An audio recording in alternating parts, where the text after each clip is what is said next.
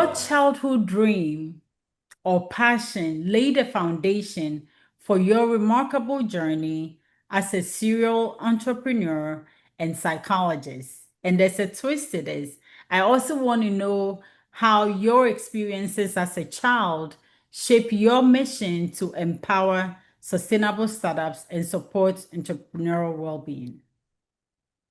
Okay, so down to memory lane, I never saw myself as an entrepreneur. Okay. I quite remember I used to tell my mother that I always wanted to be an air hostess. It Interesting. was so exciting and beautiful seeing the cabin crew in their uniforms and dragging their bags. So if you really want to know the truth about my childhood dream, it was to become a cabin crew member.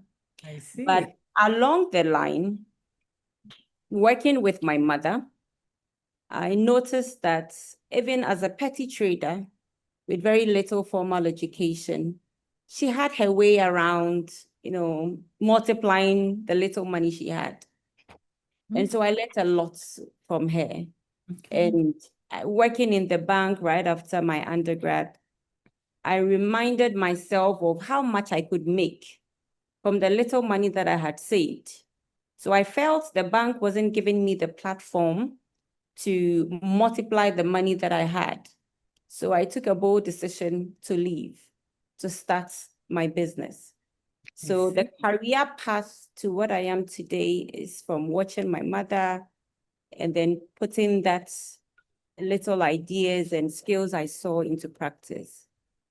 Most of the time, people who are out of school looking for jobs might not have the requisite skills. And that is why a lot of organizations would, in their hunt for personnel to work in the organizations, would state a year or two or more experience in the field that they are applying, because we want people to have the right experience, not to make mistakes, and to bring something to the table. So a strong talent pool is also very key in our ecosystem. So we need to ensure that the educational system has the right training in line to be able to help these human resources to come out with the requisite skills for to be able to be easily employed by these organizations. Another thing is also the policies. Businesses do not work in isolation when it comes to any country, any area where they find themselves. The government policies or any stakeholder policies and regulatory bodies we have around us are also very key. So we need to ensure that whatever policies that come out does not affect these entrepreneurs negatively, whether it's about financial regulations, tax payments, labor laws, whatever. We need to consider the entrepreneurs or these entrepreneurial agencies before these policies are made.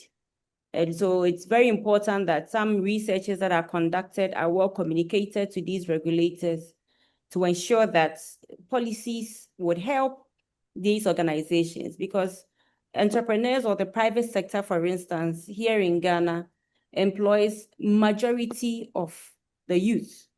And so if the policies affect them, then it means these companies will be out of business, and then it will affect employment in the long run.